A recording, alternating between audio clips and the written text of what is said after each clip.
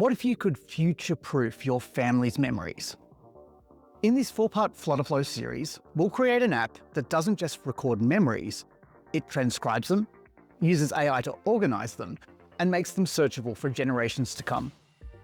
Whether you're a beginner or a pro, each part of this series stands on its own to help you build an app that turns your family history into a living, breathing legacy. In this first video, we'll lay the groundwork for your app. You'll learn how to structure your UI and data efficiently and connect it securely to a database. Whether you're building along with us or starting something new, this video has everything to set you up for success in FlutterFlow. In part 2, we'll dive into audio recording and transcription. You'll learn how to integrate custom code and backend APIs to deliver seamless audio recording and transcription, turning speech into searchable text. This comprehensive guide ensures every memory is preserved, one voice at a time.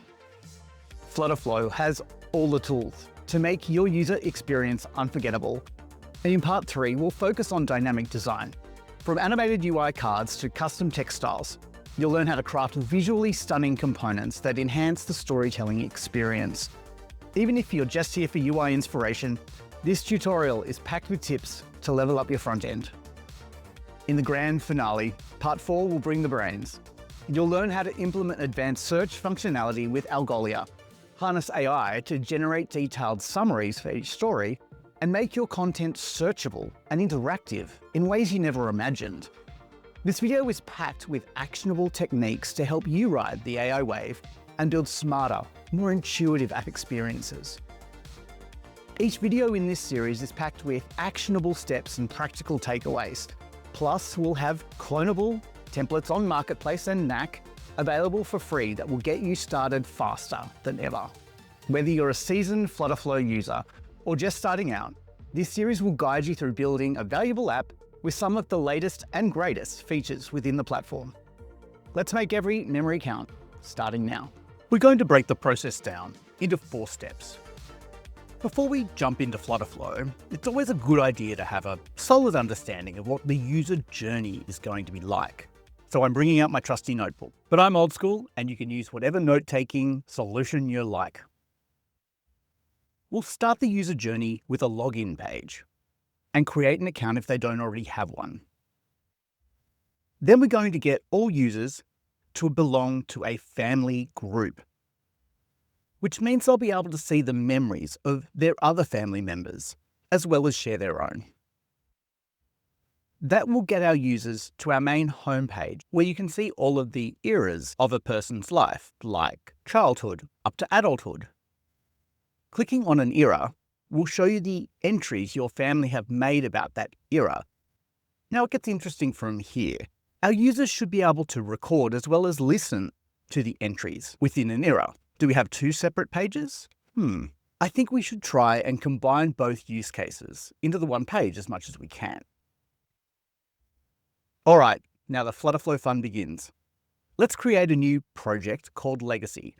We get some helpful setup here and a link to a great tutorial, but let's hit start building for now. Before we do too much on the front end, as tempting as that can be, it's important to get the connections with our databases and supporting integrations properly set up. For this project, we're going to use Firebase for our database, but FlutterFlow allows you to connect to Supabase, Cloud SQL, or SQLite. So if you're a fan of these databases, never fear, we'll be covering them off in an upcoming video. We're going to get FlutterFlow to create a Firebase project for us. This is a great shortcut if you're starting from scratch and lets you bypass a lot of the repetitive, boring setup steps. However, if you've already got a project set up, you can enter a project ID in the box below, and FlutterFlow will fill in the gaps. This takes about 3 to 5 minutes, which is a good opportunity for you to click that Docs button and get ahead of what's coming next. Because once our Firebase project has been created, we can see we have these 2 alerts over on the right. Click on the top one to set up Firebase Authentication, which will take you through to the page in Firebase where you just need to click Get Started. You'll need to enable at least email password authentication for FlutterFlow to be able to properly communicate with Firebase. The next alert is telling us we also need to set up Firebase storage. Again, this will take you through to the corresponding page in Firebase, but it's important to note that at this point, Firebase will tell you that access to storage means you'll have to upgrade your billing plan. So it's important to understand what this is for and what the cost implications might be. First off, it's not an either-or situation. If you have an existing storage solution, or even if you're using content from your own server, you can absolutely still do that. However, to use some of the inbuilt upload and storage features built into FlutterFlow, you'll need to upgrade to the Blaze plan, which is a pay-as-you-go plan. The good news is that even on the Blaze plan, it's easy to stay within Firebase's always free usage limits. So the short answer is you don't have to, but there are some conveniences, both from a developer and a user perspective, to enabling Firebase storage. So if you want to do this, just select the Blaze plan and create a new billing account. Enter your details, and you can also set a budget amount of whatever you're comfortable with, and you'll be alerted at various stages through that being used up.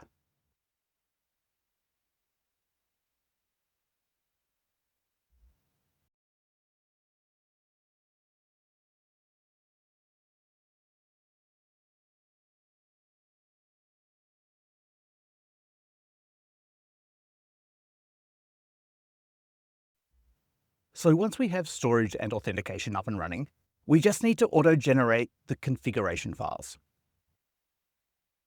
To add users to the database, we need to create the users collection, which will store the information for our authenticated users. Just click this link here, which will take you to the page where we want to create the collection. If you click the Create Collection button and name it Users, FlutterFlow will prompt us to add the default fields for a users collection. This is a great quick start. Next, we'll deploy our Firebase rules. We'll go into a bit more detail later on with these. For now, we're fine to deploy the defaults.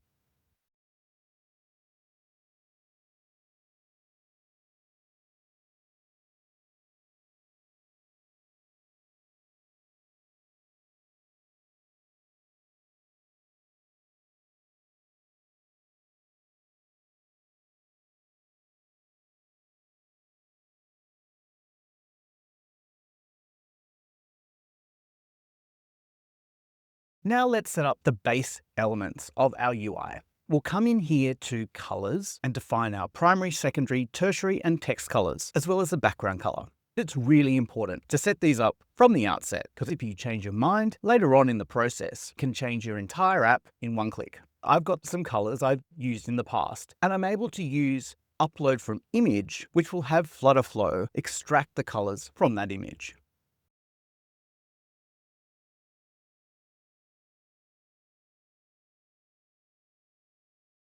Next, let's talk typography. For legacy, I've got my own special custom font in mind, so I'm going to upload it here under Custom Fonts. FlutterFlow will attempt to match the font style to the fonts you've uploaded. For example, normal to normal, bold to bold, etc. But you can double check them here. I'm going to set that custom font as my secondary font style and assign it to a few of my type styles.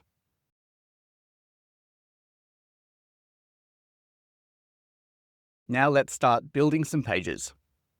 As we've already sketched out, we need to start with a login page.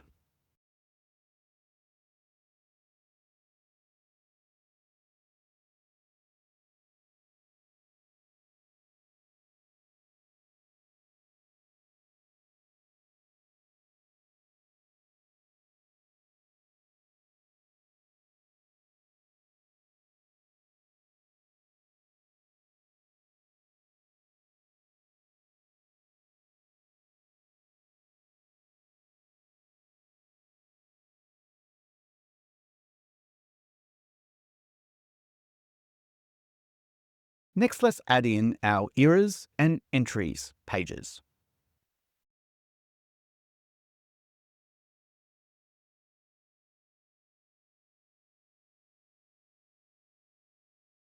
And tell FlutterFlow what our entry page and logged in page is.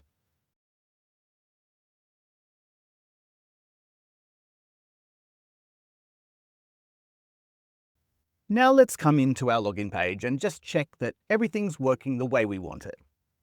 When the user clicks the login button, it'll proceed to our home page. Similarly with Google and Apple login, though remember, we'll still need to add these into Firebase. Here under our Create Account page, we can see that it's missing that Confirm Password button that Firebase requires. So we'll just duplicate this password field and add it in here.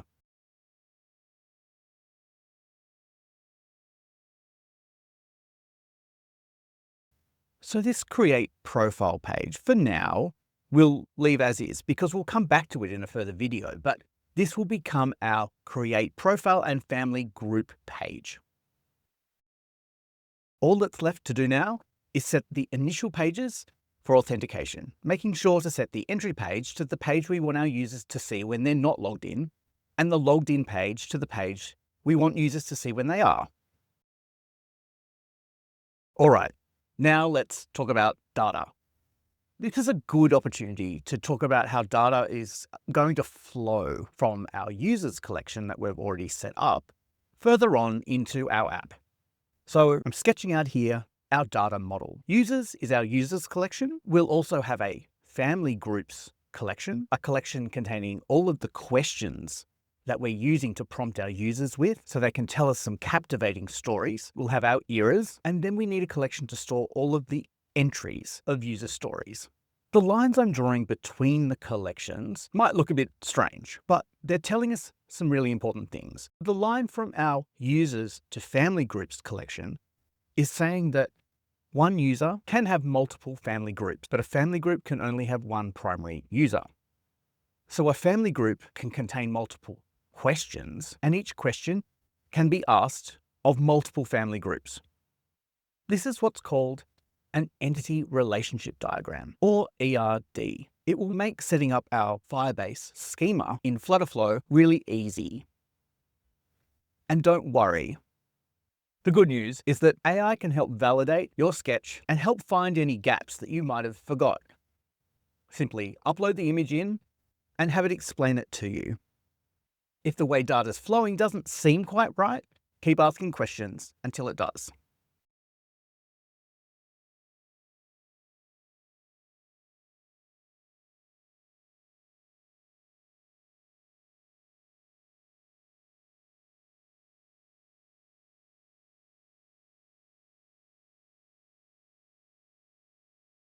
Once you have an idea of how all your data is going to be flowing back and forth in your app, we'll go into our Firebase collection setup and add in all our field names and data types. It gives you the option to generate these with AI, and sometimes that can be a great start. But also, knowing your data model inside and out can help get ahead of any issues later on.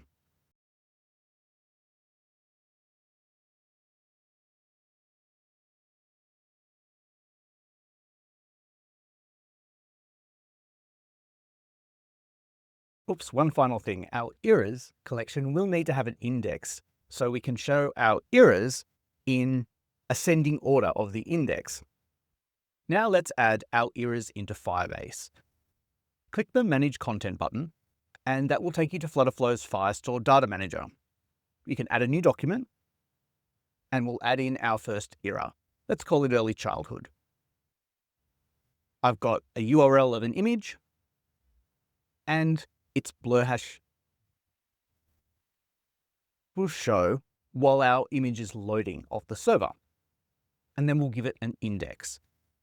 And we'll plot out each era as we see fit. Now let's come into our eras page and add a page view. This will allow our users to swipe through all of our eras really nicely.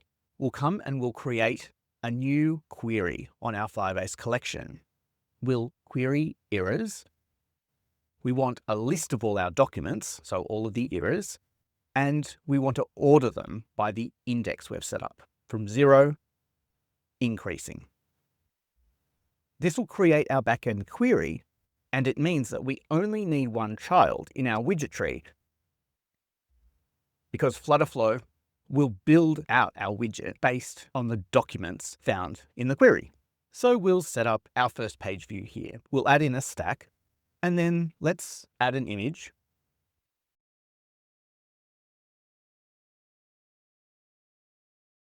So that will come from our image URL from our eras document. Similarly, we'll use our blur hash and add that in from our eras document as well. To help us build out the UI in the most intuitive way possible, FlutterFlow gives us the opportunity to add in a UI builder value here. This is helpful to understand how everything's going to look on the page. It's just for us within FlutterFlow while we're building out. Now we'll add a column and we'll give our era a heading, and we'll use our nice custom font. All right, when the user clicks on this page, we want to navigate through to the entries. So we'll select entries in our action flow editor. For now, let's use the background from our era as the backdrop for all of the questions. So we can copy over that page view from our eras page. But to make this work correctly, we're going to need to pass some information from our eras page to our entries page. And the information we want to pass is that eras document. Because remember, from our data model, our entries references an era. That way we can make sure that the image and the blur hash of our background image matches the era our user has clicked on. Not only that, it allows us to do another Firestore query to get all of our questions. So our text will be easier to read. I'm going to lower the opacity of our image. Now we'll add a page view to allow users to swipe through the questions that we have for each era. And just like we did on the eras page, we'll do another Firebase query, this time on the questions collection, but we'll add some filters. One filter will be our family group ID, which we want to be equal to the family group ID of our authenticated user. We also want to make sure that the era the question relates to is equal to the era ID from our parameter that we've passed through to the page. And like before, this will generate children dynamically, so we can remove the other two page view pages. And in this column, we'll add some text. Now, this text will be the question that we're asking our user. So we'll set our text variable from our questions document. Next, we need a way for our users to initiate a session to tell us their stories.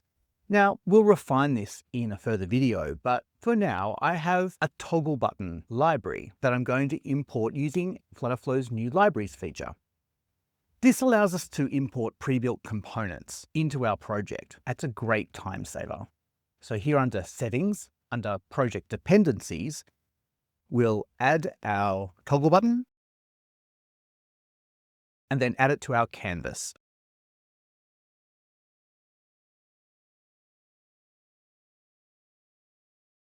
It requires a few parameters, such as the icon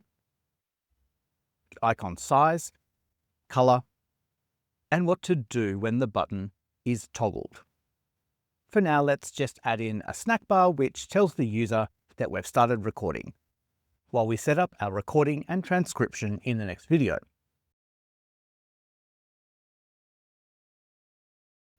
Now we have an error here saying that our eras page isn't giving our entries page the required information. So we'll make sure that when clicked, we'll pass our entries page the eras document. Now, almost there. To keep us safe from any sort of runtime exceptions or null safety issues, we're going to create an empty list component so that if for whatever reason the query on our collection comes back as empty, our list will have something to show. For now, I'll create a new component called empty list. And under our page view, we'll enable the show empty list widget option and give it our empty list in case it has nothing else to show.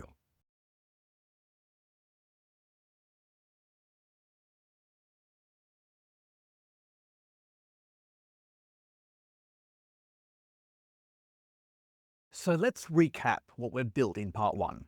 We've built a solid foundation for our app, a structured user experience, a UI we can easily expand on next, and a securely connected database. This groundwork sets the stage for everything still to come. In the next video, we'll level up by adding audio recording and transcription features, essential tools for capturing and preserving every story. You won't want to miss it. If you're enjoying the series, don't forget to like this video, subscribe to the channel, and hit that bell icon so you can be the first to know when part 2 drops. See you there.